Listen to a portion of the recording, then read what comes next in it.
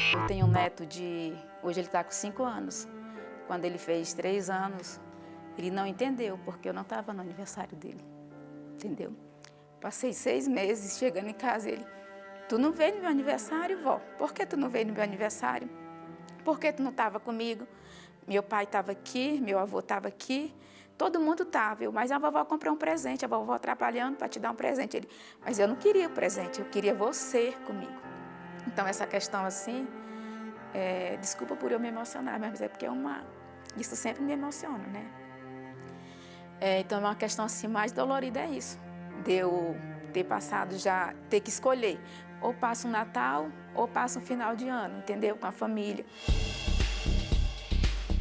O pedestre tem responsabilidade, ciclista... Fiz uma cadeira na academia, me foi negado pela história e pelo meu país. Hoje nós podemos, com o nosso megafone, que é o diploma na mão, nós não podemos recuar nesse debate.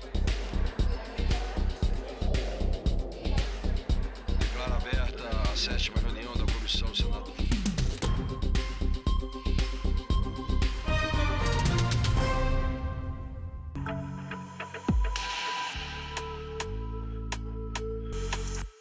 Realmente, para a gente que é mulher, trabalhar fora e trabalhar em casa é bem puxado.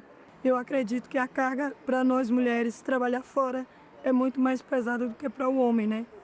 Eu tenho 3 filhas, né, e precisando muito de trabalho. Meu irmão ajuda muito, sabe? Eu durmo no serviço e só vou os finais de semana.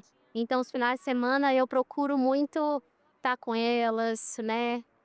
Organizar a casa, colocar a casa em ordem. Tem patrão que super entende que você tem filhos, que você precisa ir embora, né? Mas tem outros assim que não liga muito para sua vida pessoal, né? Uns têm empatia, né? Uns gostam do seu trabalho, do que você faz, por você ter um cuidado especial com parente. Outros, nem toda a família tem empatia por você, não. A minha rotina, eu levanto 4h20 da manhã para poder arrumar o café da manhã para o meu esposo, que ele leva comida, né? Eu tenho que arrumar a marmita dele para ele poder levar. E assim que eu termino de arrumar, eu volto e deito um pouquinho. Quando é 6 e pouca, eu levanto. Vou lavar louça, fazer comida. O dia que ele chega mais cedo, ele chega umas 8h30.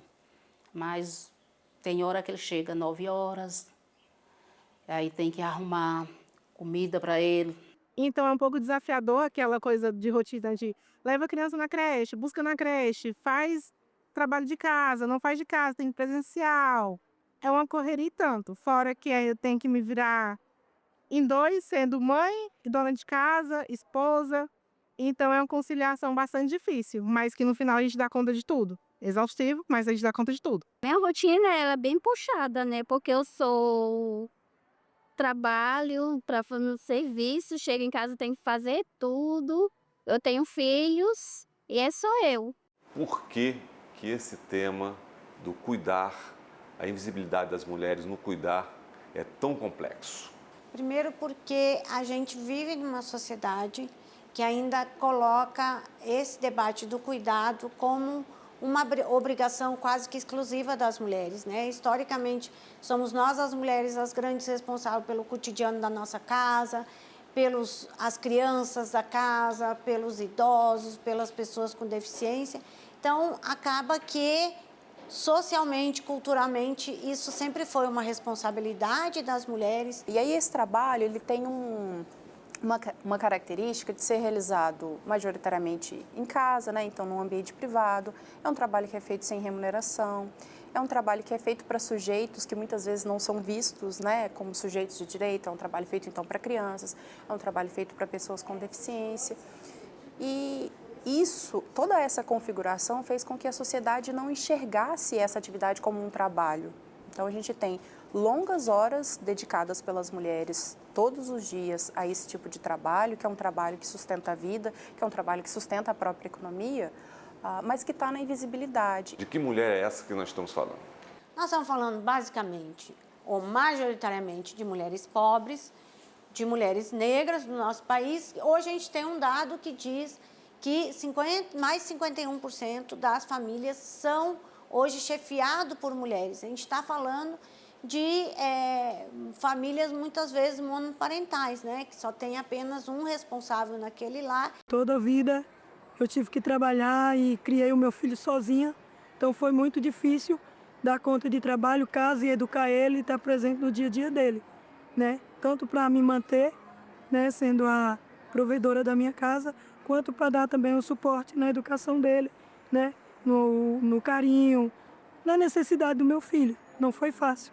A gente desenvolveu um modelo na nossa sociedade que organiza o trabalho, que a gente chama de divisão sexual do trabalho. Nesse modelo, a sociedade dá prioridade aos homens para estarem na esfera pública, para assumirem os trabalhos remunerados e alocam as mulheres para essa ideia de se responsabilizar pelos trabalhos no âmbito privado, né, de toda a responsabilidade pela família. Preconceito ainda entre o homem e a mulher, o salário é menor do que o homem geralmente. E acredito que também pelo fato de você ser mulher, além de ser mulher, você é dona de casa, tem tudo isso por trás, você é mãe também. Então, para a empresa, é meio que, para ela acaba perdendo bastante por isso. E essa invisibilidade, ela se dá em várias esferas. É uma invisibilidade do ponto de vista estatístico, porque a gente não mensura, portanto, esse trabalho.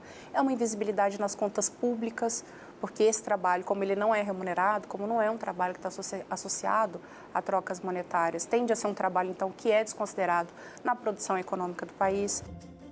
Elas são domésticas, babás, cuidadoras, donas de casa. E as mulheres negras são maioria quando o assunto é o cuidado.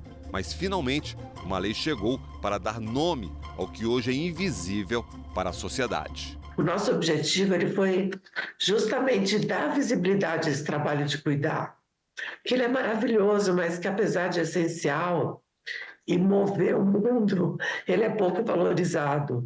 Precisamos tirá-lo da invisibilidade.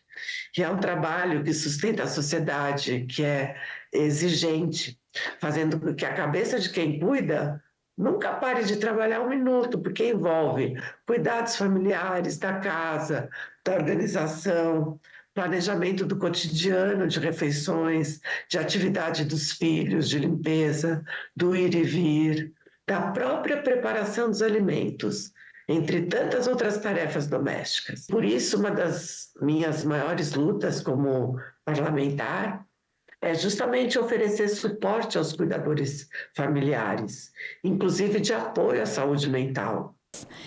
Eu não sei se você sabe, a minha família é de Getulina, Lins, aí no seu estado, naquela região, e fiquei pensando na avó, acordando de manhã e preparando as 8 marmitas que os 8 filhos iriam para a roça. Mas lembrei das minhas tias-avós, preparando 12, 14, e fiquei pensando como as minhas tias eram o vale-refeição da época, o restaurante do trabalhador da época, mas as minhas tias e avós, elas também eram o postinho de saúde, o médico, que quando o filho voltava para casa, depois do trabalho, eram elas que faziam o xarope para curar a tosse seca, a tosse comprida, as dores. Todos nós precisamos de cuidado. Ainda assim, a responsabilidade de garantir o atendimento a essas necessidades segue recaindo sobremaneira sobre as famílias, e o Estado, o conjunto da sociedade e o mercado ainda não tomam para si suficientemente essas responsabilidades, né? Nas famílias, são principalmente as mulheres que realizam esse trabalho e garantem todos os dias que tudo isso esteja sendo feito, né? Cuidam das crianças, cuidam dos idosos, das pessoas com deficiência que precisam de apoio para a realização das atividades básicas, instrumentais da vida cotidiana. Assim que a gente lançar o Plano Nacional de Cuidados, a gente vai começar a pactuação com estados e municípios. Essa pactuação, estados e municípios podem aderir voluntariamente ao Plano Nacional e, à medida que eles estão aderindo ao Plano Nacional, eles constroem os seus planos estaduais e municipais de cuidado. Então, quando a gente está falando de cuidado, a gente está falando de creche, de escolas de tempo integral, a gente está falando de todo o cuidado com os idosos, com as pessoas com deficiência, mas também aquele cuidado ali no cotidiano. Então, nós estamos falando das cozinhas solidárias, dos restaurantes populares, das lavanderias coletivas, que são vários serviços que o Estado brasileiro vai ofertar para a população brasileira. Na Argentina, o tempo de cuidado, ele vai contar, a maternidade vai contar como tempo de serviço para fins de aposentadoria das mulheres. Então, se eu tenho um filho, eu vou ter 1 ano a mais na contagem do meu tempo de serviço. Se eu tenho um filho com deficiência, eu vou ter 2 anos a mais na minha contagem de tempo de serviço. É uma forma indireta de remunerar esse cuidado. E um outro mecanismo que talvez fosse importante seria o desenvolvimento de licenças previdenciárias, para que as pessoas pudessem cuidar das pessoas dependentes em caso de necessidade, como a gente já tem no Serviço Público Federal.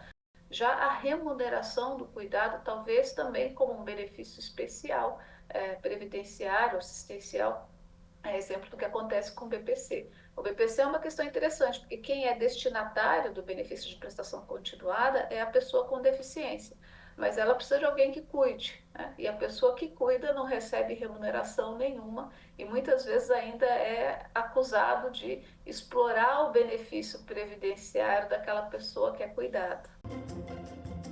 Cuidado é trabalho, sim, que produz bens e serviços e garante o bem-estar de todas as pessoas. E nós temos direito a ser cuidado, a cuidar e ao autocuidado. E são responsáveis por essa política o Estado, as famílias, o setor privado e a sociedade civil. Na política, ela define o cuidado como um trabalho que gera bens e serviços. Isso é importante, essa definição. O trabalho de cuidados, ele tem um produto essencial que é produzir a vida humana. A vida humana é reproduzida a partir desse trabalho.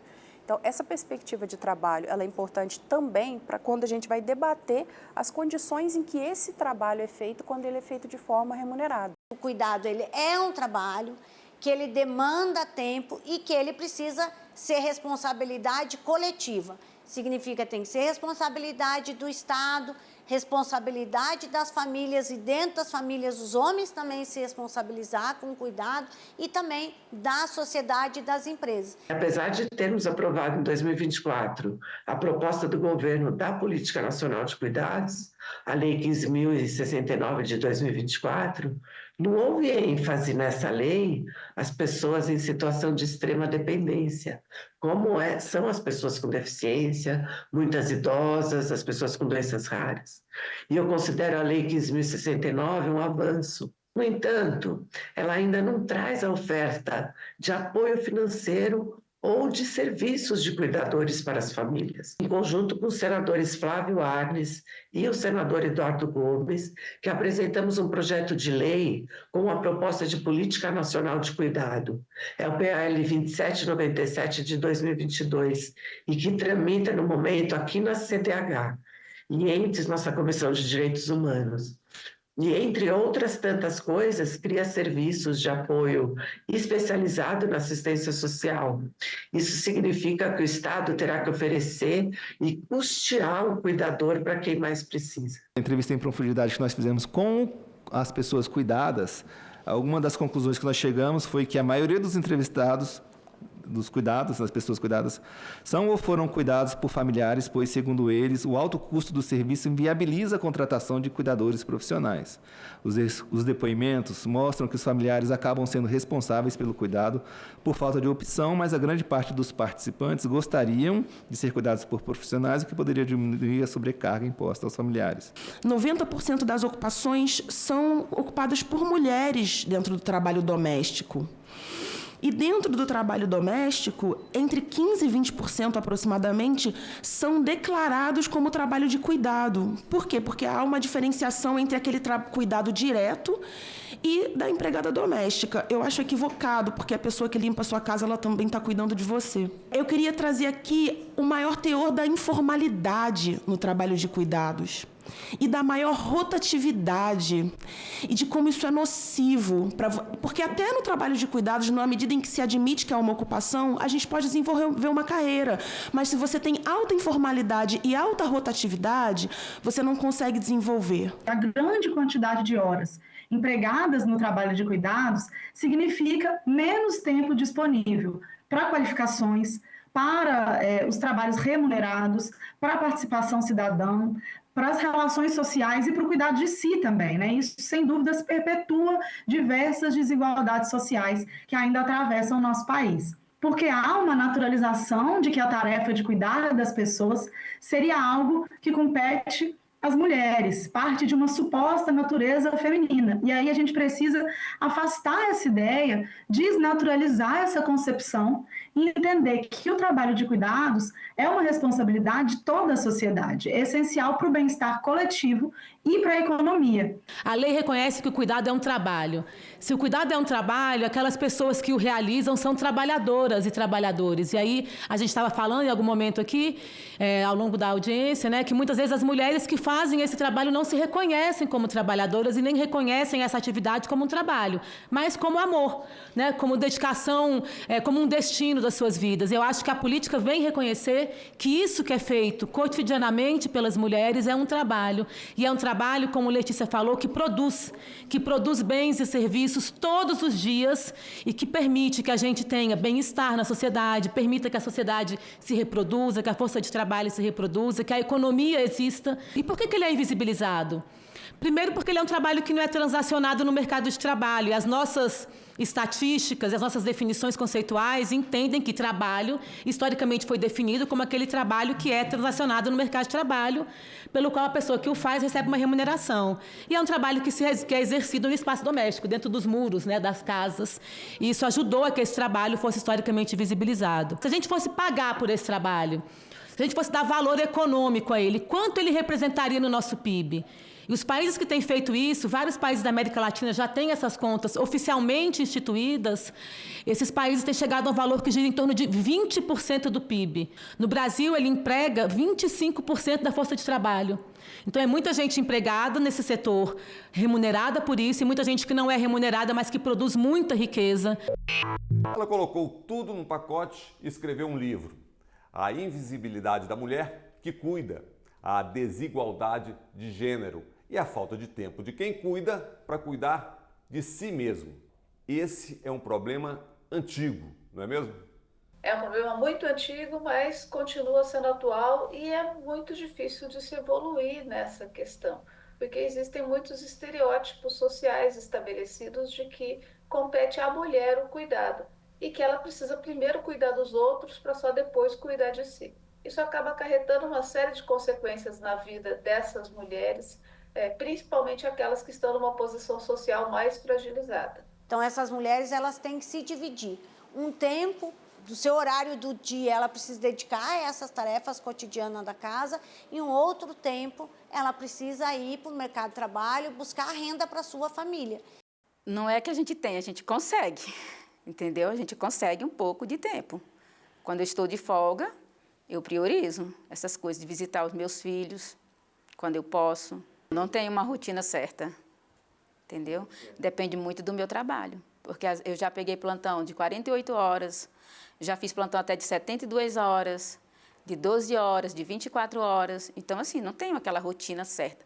Só o curso que eu tenho uma rotina certa. O principal problema que eu detectei na minha pesquisa foi a falta de tempo que a mulher tem para dedicar a si mesma, a sua formação, e como que essa falta de tempo acaba retirando a possibilidade dela ter uma vida, inclusive economicamente, melhor. A pobreza de tempo é quando para a pessoa sobra pouco tempo disponível para investir nas suas próprias escolhas.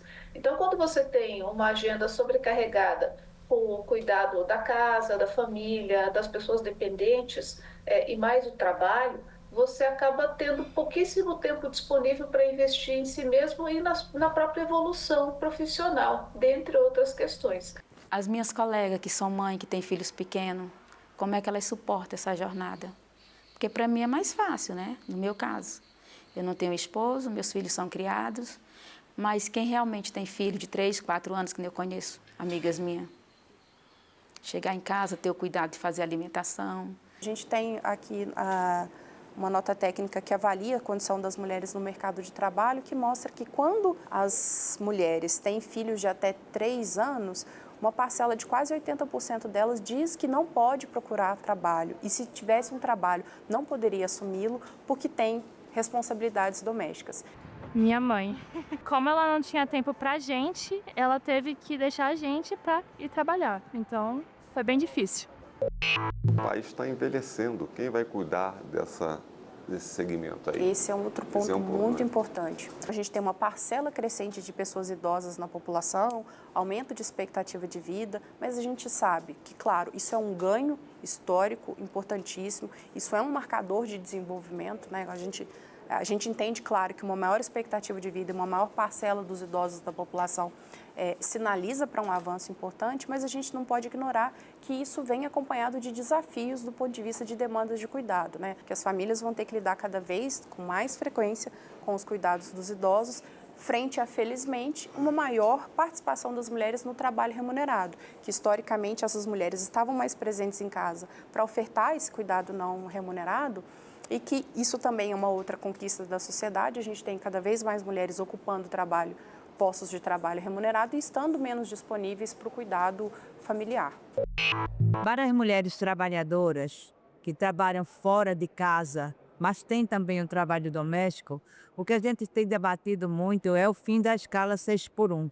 Essa escala é muito sacrificante para as mulheres, porque a jornada é tripla. A mãe de família, a mulher que trabalha e cria os filhos e cuida dos filhos, tem que ter toda a assistência do município, do estado e da União também, oferecendo a condição de uma saúde pública, gratuita, de boa qualidade e, sobretudo, daquelas que trabalham e têm um menor poder aquisitivo, economicamente mais fraca, de família mais fraca, tem que ter a creche, tem a assistência e também toda a parte do ensino fundamental e ensino básico. Eu sou senadora, médica, mas sou dona de casa, sou mãe, avó, e não tem nenhuma mulher que não tenha dupla ou tripla jornada. Mas, infelizmente, na última reforma da Previdência, aumentaram 7 anos a mais de trabalho para as mulheres poderem se aposentar. Nós passamos de 55 para 62.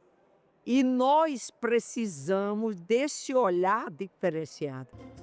Um olhar de mudanças nas políticas públicas, na cultura de uma sociedade que, por gerações, mantém invisível os trabalhos do cuidado. Por que a senhora se interessou por esse assunto e se particularmente a senhora já enfrentou essa coisa do cuidar? Lógico que sim, mas a sua experiência própria? Existe uma cobrança social de uma mulher que sai do papel social de gênero que é esperado para ela, que é um papel mais comedido, e se lança na vida pública, e a magistratura tem isso de vida pública, ela é muito mais cobrada, né? Você vai para um curso e pergunta para você, mas quem está cuidando dos seus filhos, né?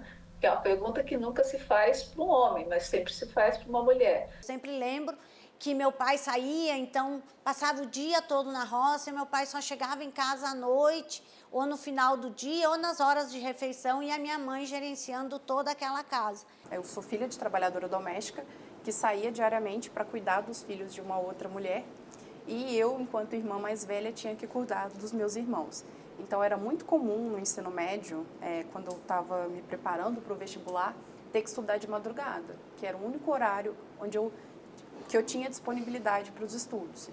Tem um poema do Paulo Leminski, que é um poeta paranaense, que ele diz o seguinte, minha mãe dizia, pinga pia, e a pia pingava, frita ovo, e o ovo fritava, né? Então, assim, como se tudo fosse automático, né? Como se a mãe fosse mágica.